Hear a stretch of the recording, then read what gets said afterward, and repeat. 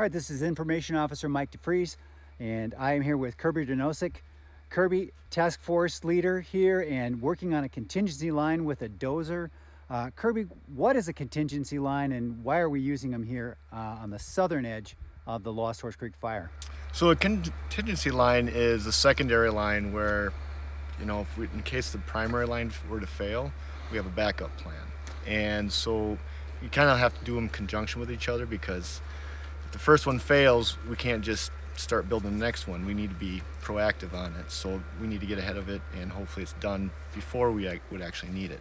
Most of the time we don't need them, but when we do, we need them pretty badly. So in this particular one is placed in an area that would be protecting the neighboring residents to the fires. So this would be like the last stand before it would impact the homes downhill from us here. So we're getting a good backup plan, some established trails that were already here. We're just reopening them, treating some of the vegetation so that we can go after the fire if it were to head this way.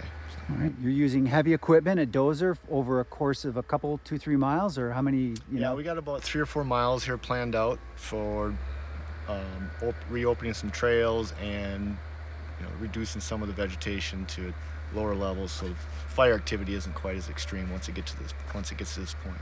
I'm hoping that we'll get it to the width where we can access it with engines if need be.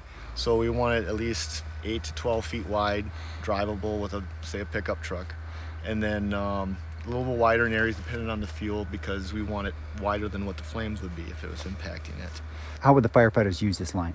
Yeah, so they would use it to fire off of. So we would fight fire with fire off of this one. So before it were to get here, we would set the fire at a pace that would be something we could control, versus if it gets here, it's gonna be so intense, this line wouldn't hold. So we use this line to burn off of. So the intensity is much less, much more manageable, and the spotting and the opportunity for getting across the line is a lot less. And we would have it plumbed with hose, so we can, if anything does get across, we can get it. But if we were to wait for the fire to get to us, it'd be already too late. So that's why we would have to put the fire on the ground ourselves at a lower intensity and more manageable. Right. So got to be good, helping to serve the community here, and through residents in this area are very concerned, and they really appreciate work like this being done. Yeah, no, we're happy to be here, and yeah, some great folks to work with. The local residents have been very receptive, and so we really appreciate that, and just glad to be here. And